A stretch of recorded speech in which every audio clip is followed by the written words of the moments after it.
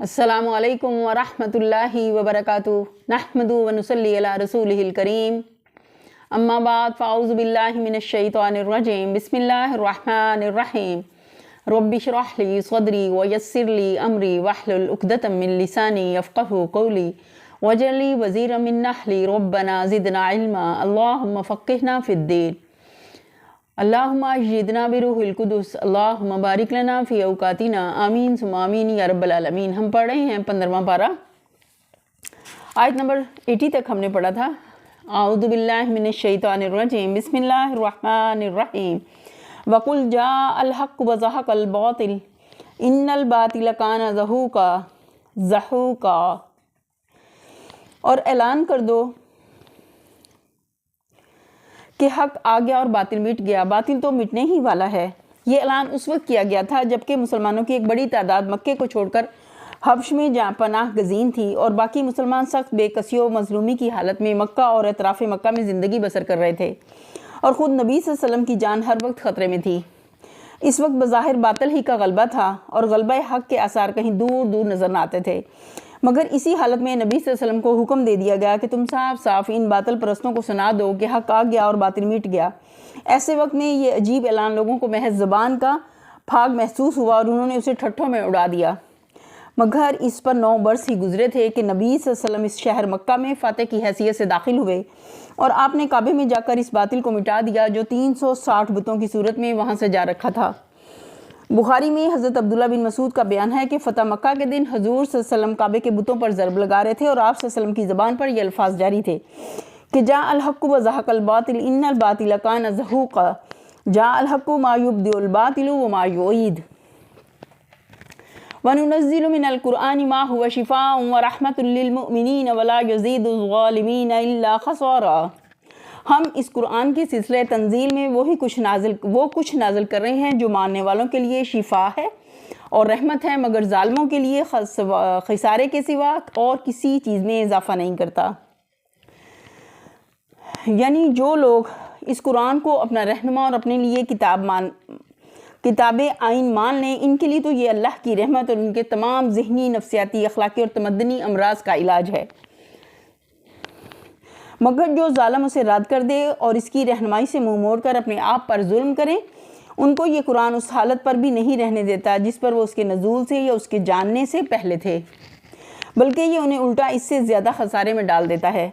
इसकी वजह यह है कि जब तक कुरान आया ना था और या जब तक वो इससे वाकिफ़ ना हुए थे, उनका खसारा महज जहालत का खसारा था। मगर जब कुरान उनके सामने आ गया और उसने हक़ और बातिल का फ़र्क खोल कर रख दिया तो इन पर अल्लाह की हुज्जत तमाम हो गई। अब अगर वो उसे रद्द करके गुमराही पर इसरार करते हैं तो उसके मानी ये हैं कि वो जाहिल नहीं बल्कि जालिम और बातिल परस्त और हक़ से भागने वाले हैं। अब उनकी हैसियत वो है जो जहर और तरियाक दोनों को देखकर जहर इंतखाब करने वाले की होती है। अब अपनी गुमराहियों के वो पूरे ज़िम्मेदार और हर गुनाह जो इसके बाद वो करें उसकी पूरी सज़ा के मुस्तहिक हैं। यह खसारा जहालत का नहीं बल्कि शरारत का खसारा है, जिसे जहालत के खसारे से बढ़कर ही होना चाहिए।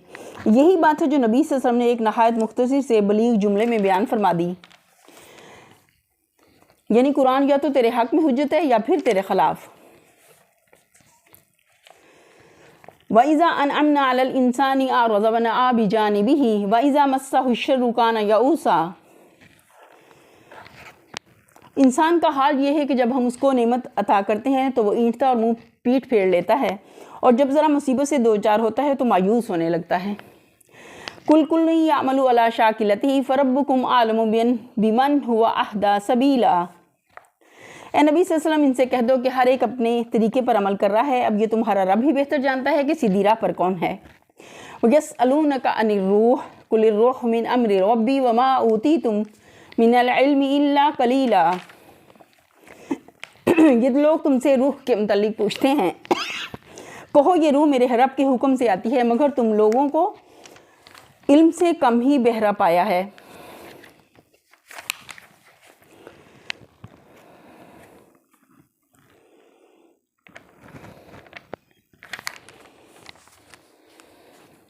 आमतौर पर यह समझा जाता है कि यहाँ रूह से मुराद जान है। यानी लोगों ने नबी सल्लल्लाहु अलैहि वसल्लम से रूह हयात के मुतालिक पूछा था कि उसकी हकीकत क्या है, और इसका जवाब ये दिया गया کہ وہ اللہ کے حکم سے آتی ہے، لیکن ہمیں یہ معنی تسلیم کرنے میں سخت تعامل ہے، اس لیے کہ یہ معنی صرف اس صورت میں لیے جا سکتے ہیں جبکہ سیاق و سباق کو نظر انداز کر دیا جائے اور سلسلہ کلام سے بالکل الگ کر کے اس آیت کو ایک منفرد جملے کی حیثیت سے لے لیا جائے۔ ورنہ اگر سلسلہ کلام میں رکھ کر دیکھا جائے تو روح کو جان کے معنی میں لینے سے عبارت میں سخت بے ربطی محسوس ہوتی ہے، اور اس امر کی کوئی معقول وجہ سمجھ نہیں آتی کہ جہاں پہلے 3 آیتوں میں قرآن کے نسخہ شفا ہونے اور منکرین قرآن کے ظالم اور کافر نعمت ہونے کا ذکر کیا گیا ہے، اور جہاں بعد کی آیتوں میں پھر قرآن کے کلام الہی ہونے پر استدلال کیا گیا ہے، وہاں آخر کس مناسبت سے یہ مضمون آ گیا کہ جانداروں میں جان اللہ کے حکم سے آتی ہے۔ ربط عبارت کو نگاہ میں رکھ کر دیکھا جائے تو صاف محسوس ہوتا ہے کہ یہاں روح سے مراد وحی یا وحی لانے والے فرشتہ ہی ہو سکتا ہے۔ مشرکین کا سوال دراصل یہ تھا کہ یہ قرآن تم کہاں سے لاتے ہو؟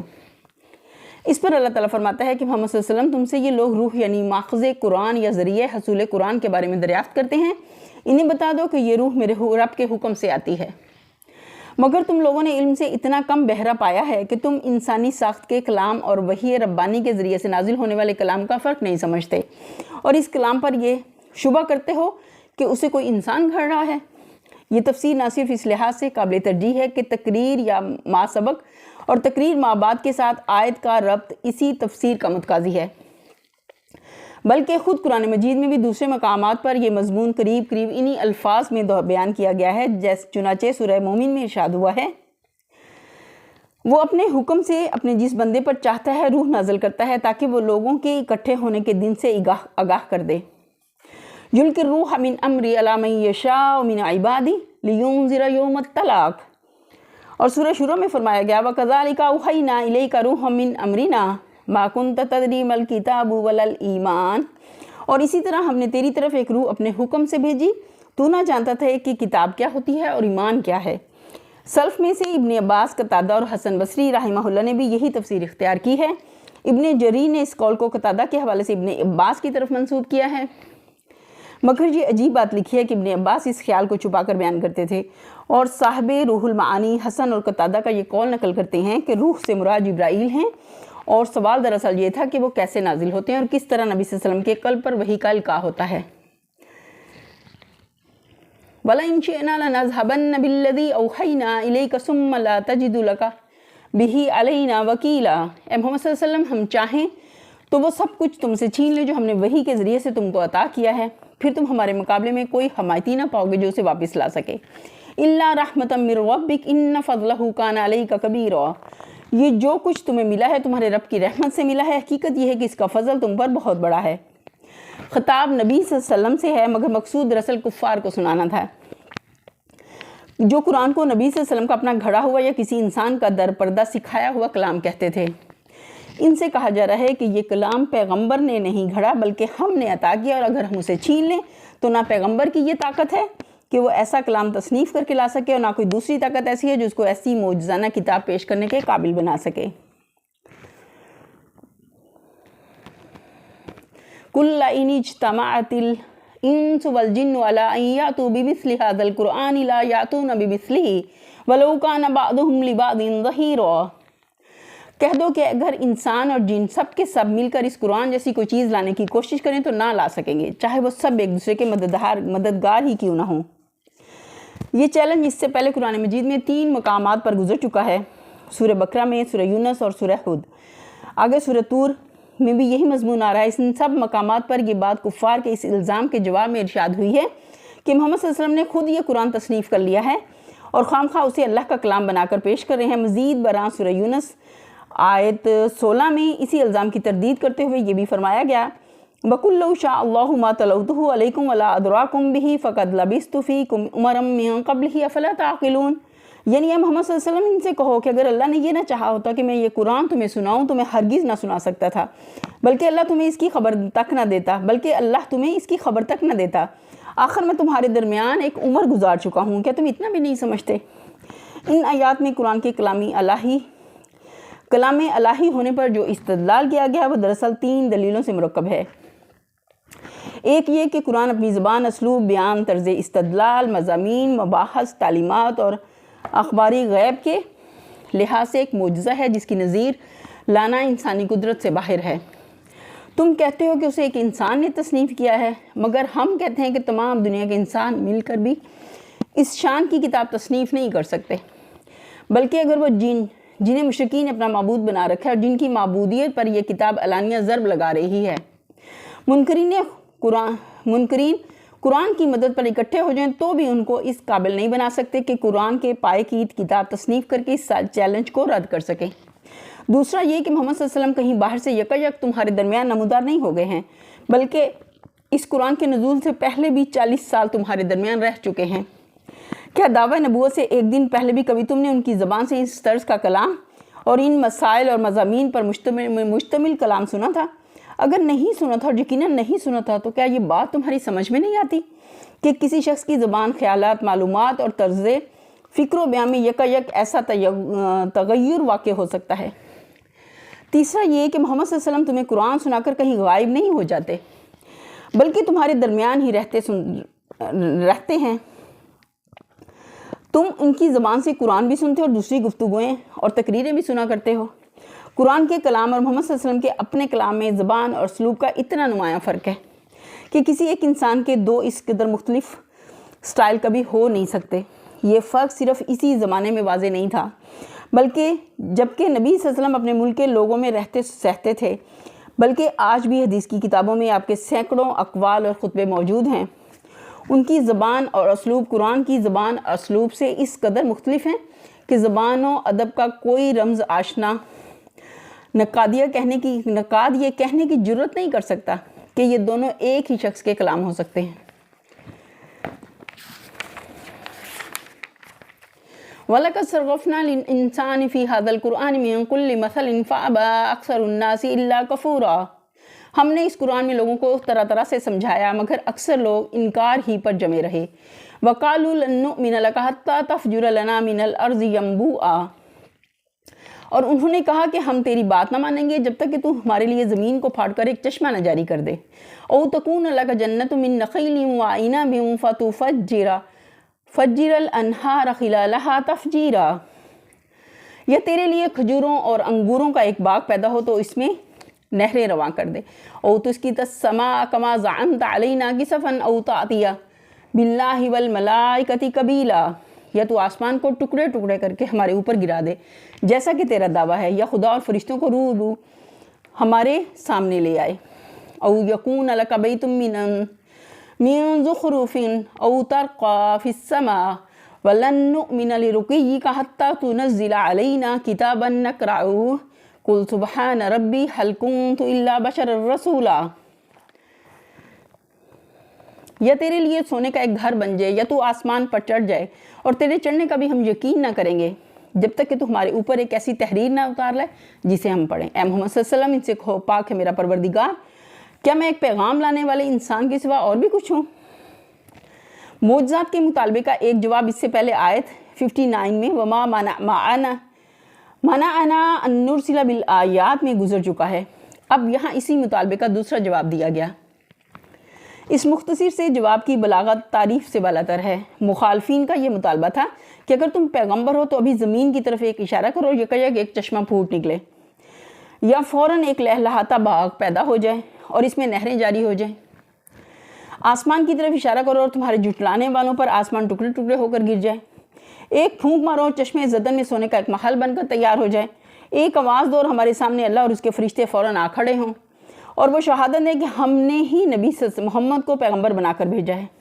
ہماری آنکھوں کے سامنے آسمان پر چڑھ کر جاؤ اور اللہ میاں سے ایک خط ہمارے نام لکھوا لاؤ جسے ہم ہاتھ سے چھوئیں اور آنکھوں سے پڑھیں۔ ان لمبے چوڑے مطالبوں کا پس یہ جواب دے کر چھوڑ دیا گیا کہ ان سے کہو پاک ہے میرا پروردگار، کیا میں ایک پیغام لانے والے انسان کے سوا اور بھی کچھ ہوں؟ یعنی بے وقوفو، کیا میں نے اللہ ہونے کا دعویٰ کیا تھا کہ تم یہ مطالبے مجھ سے کرنے لگے؟ میں نے تم سے کب کہا تھا کہ میں قادر مطلق ہوں؟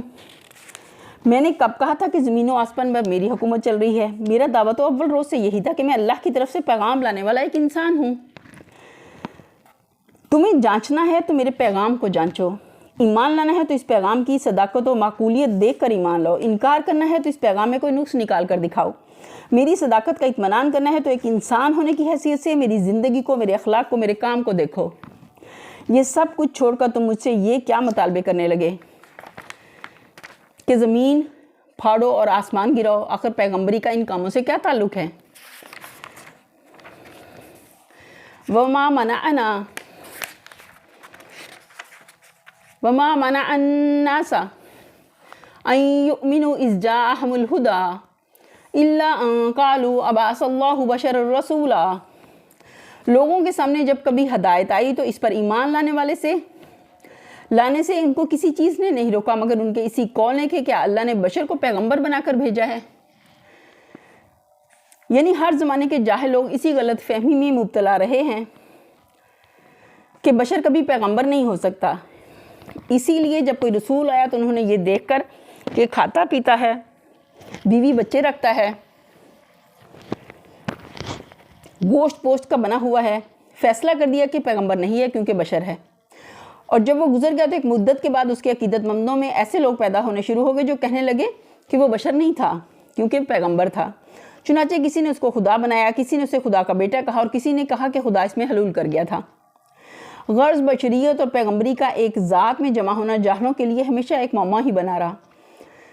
قُل لَوْ كَانَ فِي الْأَرْضِ مَلَائِكَةٌ يَمْشُونَ مُطْمَئِنِّينَ لَنَزَّلْنَا عَلَيْهِم مِّنَ السَّمَاءِ مَلَكًا رَّسُولًا۔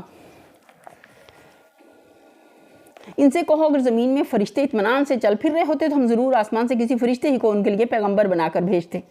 یعنی پیغمبر کا کام صرف اتنا نہیں ہے کہ آ کر پیغام سنا دیا کرے، بلکہ اس کا کام یہ بھی ہے کہ اس پیغام کے مطابق انسانی زندگی کی اصلاح کرے، اسے انسانی احوال پر اس پیغام کے اصولوں کا انطباق کرنا ہوتا ہے، اسے خود اپنی زندگی میں ان اصولوں کا عملی مظاہرہ کرنا ہوتا ہے، اسے ان بے شمار مختلف انسانوں کے ذہن کی گتھیاں سلجھانی پڑتی ہیں جو اس کا پیغام سننے اور سمجھنے کی کوشش کرتے ہیں، اسے ماننے والوں کی تنظیم اور تربیت کرنی ہوتی ہے تاکہ اس پیغام کی تعلیمات کے مطابق ایک معاشرہ وجود میں آئے، اسے انکار اور مخالفت و مزاحمت کرنے والوں کے مقابلے میں جدوجہد کرنی ہوتی ہے تاکہ بگاڑ کی حمایت کرنے والی طاقتوں کو نیچا دکھایا جائے اور وہ اصلاح عمل میں آ سکے جس کے لیے اللہ نے اپنا پیغمبر مبعوث فرمایا ہے۔ یہ سارے کام جبکہ انسانوں ہی میں کرنے کے ہیں تو ان کے لیے انسان نہیں تو اور کون بھیجا جاتا؟ فرشتہ تو زیادہ سے زیادہ بس یہی کرتا کہ آتا اور پیغام پہنچا کر چلا جاتا۔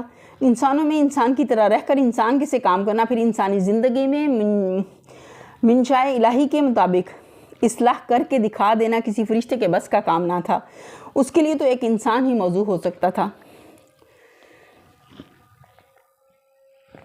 قُلْ كَفَىٰ بِاللَّهِ شَهِيدًا بَيْنِي وَبَيْنَكُمْ إِنَّهُ كَانَ بِعِبَادِهِ خَبِيرًا بَصِيرًا۔ اے محمد صلی اللہ علیہ وسلم ان سے کہو دو کہ میرے اور تمہارے درمیان بس ایک اللہ ہی کی گواہی کافی ہے، وہ اپنے بندوں کے حال سے باخبر ہے اور وہ سب کچھ دیکھ رہا ہے۔ یعنی جس طرح میں تمہیں سمجھا رہا ہوں اور تمہاری اصلاح حال کے لیے کوشش کر رہا ہوں اسے بھی اللہ جانتا ہے، اور جو کچھ تم میری مخالفت میں کر رہے ہو اس کو بھی اللہ دیکھ رہا ہے۔ فیصلہ آخرکار اسی کو کرنا ہے، اس لیے بس اسی کا جاننا اور دیکھنا کافی ہے۔ وَمَن يَهْدِ اللَّهُ فَهُوَ الْمُهْتَدِ وَمَن يُضْلِلْ فَلَن تَجِدَ لَهُمْ أَوْلِيَاءَ مِن دُونِهِ وَنَحْشُرُهُمْ يَوْمَ الْقِيَامَةِ عَلَىٰ وُجُوهِهِمْ عُمْيًا وَبُكْمًا وَصُمًّا مَأْوَاهُمْ جَهَنَّمُ كُلَّمَا خَبَتْ زِدْنَاهُمْ سَعِيرًا۔ جس کو اللہ ہدایت دے دے وہی ہدایت پانے والا ہے، اور جسے وہ گمراہی میں ڈال دے تو اس کے سوا ایسے لوگوں کے لیے تو کوئی حامی و ناصر نہیں پا سکتا۔ ان لوگوں کو ہم نے قیامت کے روز اندھے منہ کھینچ لائیں گے، اندھے اور گونگے اور بہرے، ان کا ٹھکانہ جہنم ہے، جب کبھی اس کی آگ دھیمی ہونے لگے گی ہم اسے بھڑکا دیں گے۔ یعنی جس کی ضلالت و پسندی اور ہٹ درمی کے سبب سے اللہ نے اس پر ہدایت کے دروازے بند کر دیے ہوں، اور جسے اللہ ہی نے ان گمراہیوں کی طرف دھکیل دیا جس کی طرف وہ جانا چاہتا تھا، تو اب اور کون ہے جو اس کو راہ راست پر لا سکے؟ جس شخص نے سچائی سے منہ موڑ کر جھوٹ پر مطمئن ہونا چاہا اور جس کی اس خباثت کو دیکھ کر اللہ نے بھی اسی کے لیے وہ اسباب فراہم کر دیے جس سے سچائی کے خلاف اس کی نفرت میں اور جھوٹ پر اس کے اطمینان میں اور اضافہ ہوتا چلا جائے، اسے آخر دنیا کی کون سی طاقت جھوٹ سے منحرف اور سچائی پر مطمئن کر سکتی ہے؟ اللہ کا یہ قاعدہ نہیں کہ جو خود بھٹکنا چاہے اسے زبردستی ہدایت دے، اور کسی دوسری ہستی میں یہ طاقت نہیں کہ لوگوں کے دل بدل دے۔ یعنی جسے دنیا میں بن کر رہے کہ جیسے وہ دنیا میں بن کر رہے کہ نہ حق دیکھتے تھے، نہ حق سنتے تھے، نہ حق بولتے تھے، ویسے ہی وہ قیامت میں اٹھائے جائیں گے۔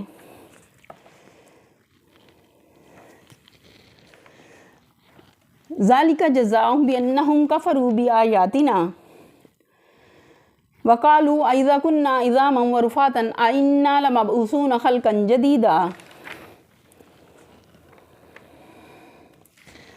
یہ بدلہ ہے ان کی اس حرکت کا کہ انہوں نے ہماری آیات کا انکار کیا اور کہا کہ جب ہم صرف ہڈیاں اور خاک ہو کر رہ جائیں گے تو نئے سرے سے پیدا کر کے ہم کو اٹھا کھڑا کیا جائے گا.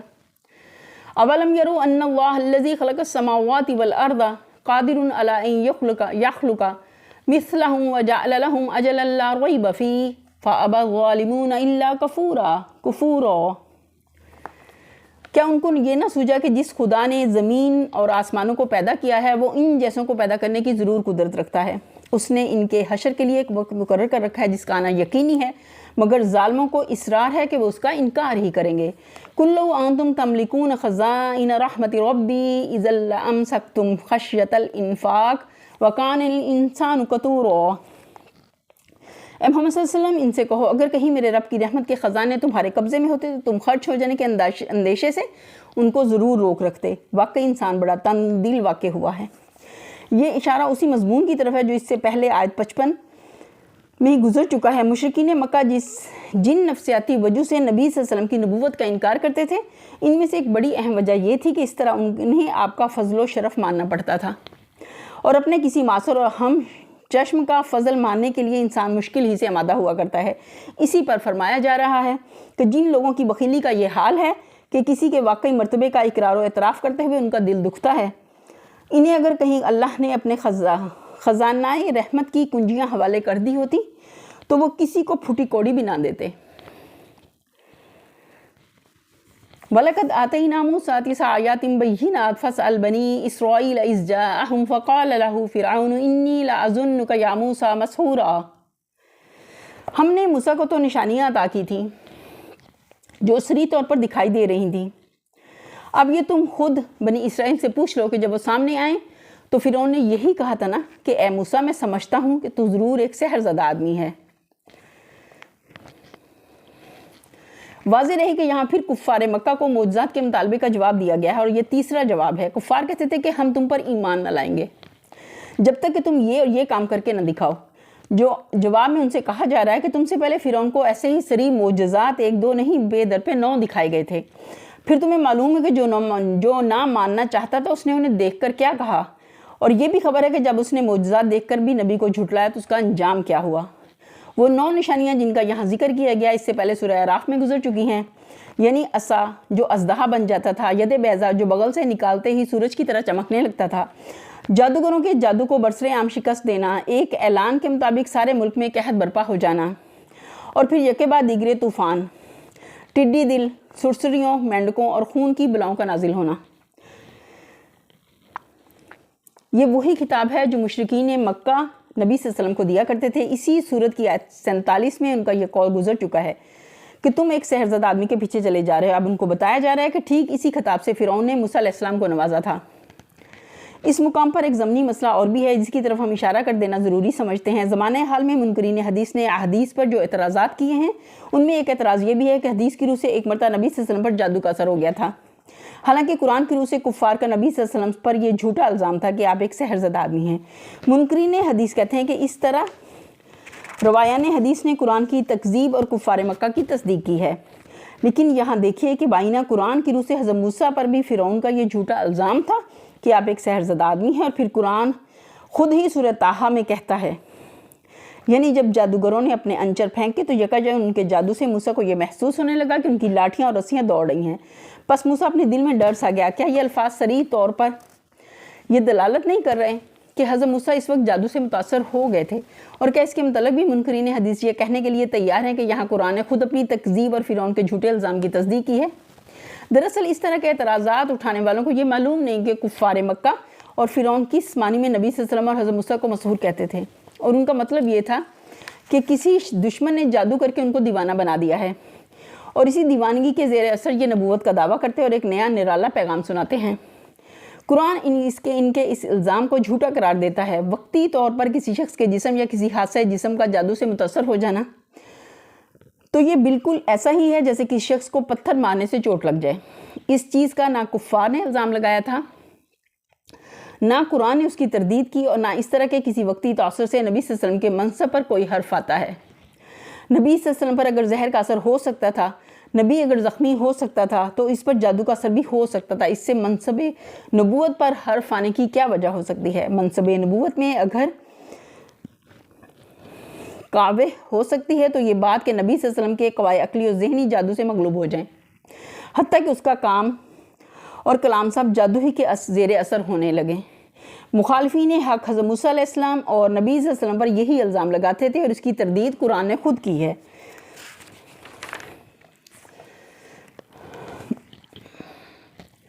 قال لقد علمت ما انزل هؤلاء الا رب السماوات والارض بصائر واني لاظنك يا فرعون مسبورا۔ موسیٰ نے اس کے جواب میں کہا تھا کہ تو خوب جانتا ہے کہ یہ بصیرت افروز نشانیاں رب السماوات والارض کے سوا کسی نے نازل نہیں کی، اور میرا خیال یہ ہے کہ اے فرعون تو ضرور ایک شامت زدہ آدمی ہے۔ یہ بات حضرت موسیٰ نے اس لیے فرمائی کہ کسی ملک پر قحط آ جانا یا لاکھوں مربع میل زمین پر پھیلے ہوئے علاقے میں مینڈکوں کا ایک بلا کی طرح نکلنا، یا تمام ملک کے غلے کے گوداموں میں گھن لگ جانا، اور ایسے ہی دوسرے عام مصائب کسی جادوگر کے جادو یا کسی انسانی طاقت کے کرتب سے رونما نہیں ہو سکتے۔ پھر جبکہ ہر بلا کے نزول سے پہلے حضرت موسیٰ فرعون کو نوٹس دے دیتے تھے کہ اگر تو اپنی ہٹ سے باز نہ آیا تو یہ بلا تیری سلطنت پر مسلط کی جائے گی، اور ٹھیک ان کے بیان کے مطابق وہی بلا پوری سلطنت پر نازل ہو جاتی تھی۔ تو اس صورت میں صرف ایک دیوانہ یا ایک سخت ہٹ درم آدمی ہی یہ کہہ سکتا تھا کہ ان بلاؤں کا نزول رب السماوات والارض کے سوا کسی اور کی کارستانی کا نتیجہ ہے، یعنی میں تو سحر زدہ نہیں ہوں مگر تو ضرور شامت زدہ ہے۔ تیرا ان خدائی نشانیوں کو پے در پہ دیکھنے کے بعد بھی اپنی ہٹ درمی پر قائم رہنا صاف بتا رہا ہے کہ تیری شامت آ گئی ہے۔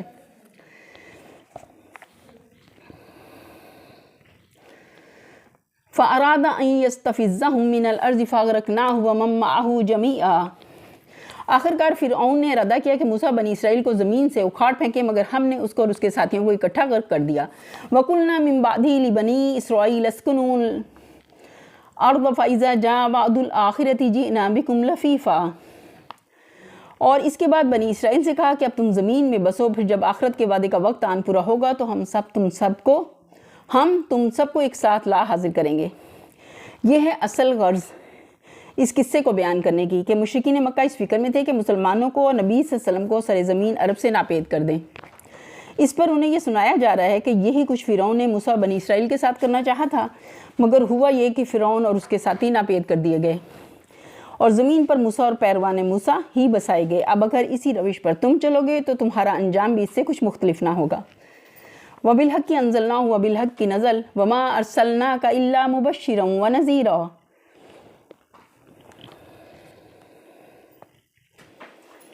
اس قرآن کو ہم نے حق کے ساتھ نازل کیا اور حق کے ساتھ یہ نازل ہوا ہے، اور اے محمد صلی اللہ علیہ وسلم تمہیں ہم نے اس کے سوا اور کسی کام کے لیے نہیں بھیجا کہ جو مان لے اسے بشارت دے دو اور جو نہ مانے اسے متنبع کر دو۔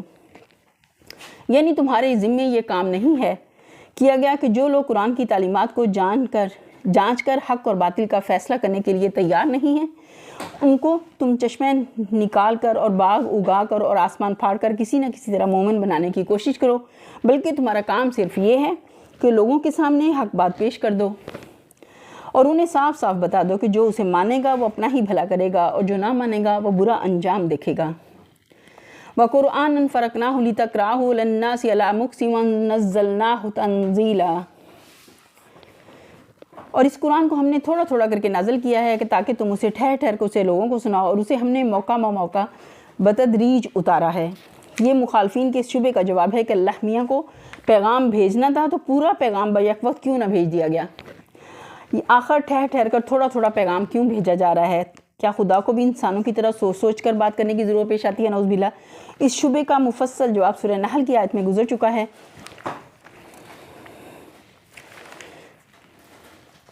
قُلْ آمِنُوا بِهِ أَوْ لَا تُؤْمِنُوا إِنَّ الَّذِينَ أُوتُوا الْعِلْمَ مِنْ قَبْلِهِ إِذَا يُتْلَى عَلَيْهِمْ يَخِرُّونَ لِلْأَذْقَانِ سُجَّدًا۔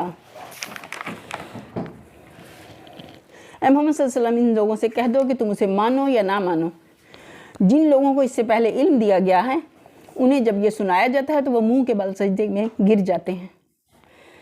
یعنی وہ اہل کتاب جو آسمانی کتابوں کی تعلیمات سے واقف ہیں اور ان کے انداز کلام کو پہچانتے ہیں۔ وَيَقُولُونَ سُبْحَانَ رَبِّنَا إِن كَانَ وَعْدُ رَبِّنَا لمفعولا، اور پکار اٹھتے ہیں، پاک ہے ہمارا رب، اس کا وعدہ تو پورا ہونا ہی تھا۔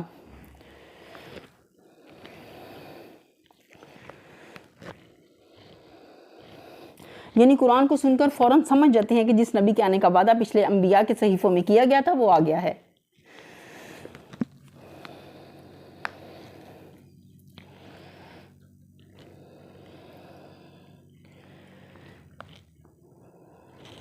وَيَخِرُّونَ لِلْأَذْقَانِ يَبْكُونَ وَيَزِيدُهُمْ خُشُوعًا، اور وہ منہ کے بل روتے ہوئے گر جاتے ہیں، اسے سن کر ان کا خشوع اور بڑھ جاتا ہے۔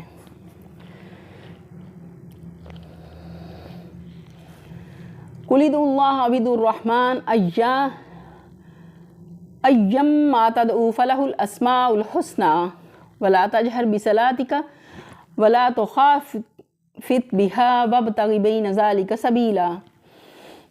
اے نبی صلی اللہ علیہ وسلم، ان سے کہو اللہ کہہ کر پکارو یا رحمان کہہ کر، جس نام سے بھی پکارو اس کے لیے سب اچھے ہی نام ہیں، اور اپنی نماز نہ بہت زیادہ بلند آواز سے پڑھو نہ بہت پست آواز سے، ان دونوں کے درمیان اوسط درجے کا لہجہ اختیار کرو۔ یہ جواب ہے مشرکین کے اس اعتراض کا کہ خالق کے لیے اللہ کا نام تو ہم نے سنا تھا، مگر یہ رحمان کا نام تم نے کہاں سے نکالا؟ ان کے ہاں چونکہ اللہ تعالیٰ کے لیے یہ نام رائج نہ تھے، اس لیے وہ اس پر ناک منہ چڑھاتے تھے۔ ابن عباس کا یہ بیان ہے کہ مکے میں جب نبی صلی اللہ علیہ وسلم یا دوسرے صحابہ نماز پڑھتے وہ بلند آواز سے قرآن پڑھتے تھے تو کفار شور مچانے لگتے تھے اور بسا اوقات گالیوں کی بوچھاڑ شروع کر دیتے تھے۔ اس پر حکم ہوا کہ نہ تو اتنے زور سے پڑھو کہ کفار سن کر ہجوم کرے، اور نہ اس قدر آہستہ پڑھو کہ تمہارے اپنے ساتھی بھی نہ سن سکے۔ یہ حکم صرف انہی حالات کے لیے تھا۔ مدینہ میں جب حالات بدل گئے تو یہ حکم باقی نہ رہا، البتہ جب کبھی مسلمانوں کو مکے سے کیسے حالات سے دوچار ہونا پڑے انہیں اس ہدایت کے مطابق عمل کرنا چاہیے۔ وَقُلِ الْحَمْدُ لِلَّهِ الَّذِي لَمْ يَتَّخِذْ وَلَدًا وَلَمْ يَكُنْ لَهُ شَرِيكٌ فِي الْمُلْكِ وَلَمْ يَكُنْ لَهُ وَلِيٌّ مِّنَ الذُّلِّ وَكَبِّرْهُ تَكْبِيرًا۔ اور کہو تعریف ہے اس خالق کے لیے جس نے کسی کو بیٹا بنایا ہے، نہ کوئی بادشاہی میں اس کا شریک ہے، اور نہ وہ عاجز ہے کہ کوئی اس کا پشتبان ہو، اور اس کی بڑائی بیان کرو، کمال درجے کی بڑائی۔ اس فکرے میں ایک لطیف طنز ہے ان مشرکین کے عقائد پر جو مختلف دیوتاؤں اور بزرگ انسانوں کے بارے میں یہ سمجھتے ہیں کہ اللہ میاں نے اپنی خدائی کے مختلف شعبے یا اپنی سلطنت کے مختلف علاقے ان کے انتظام میں دے رکھے ہیں۔ اس بےہودہ عقیدے کا صاف مطلب یہ ہے کہ اللہ تعالیٰ خود اپنی خدائی کا بار سنبھالنے سے عاجز ہے، اس لیے وہ اپنے پشتبان تلاش کر رہا ہے۔ اسی بنا پر فرمایا گیا کہ اللہ عاجز نہیں ہے کہ اسے کچھ ڈپٹیوں یا مددگاروں کی حاجت ہو۔ یہیں پر ہم اپنے لیسن کا اختتام کرتے ہیں۔ وآخر دعوانا ان الحمد للہ رب العالمین۔ سبحان ربک رب العزت عما یصفون وسلام علی المرسلین والحمد للہ رب العالمین۔ آمین ثم آمین یا رب العالمین۔ السلام علیکم ورحمۃ اللہ وبرکاتہ۔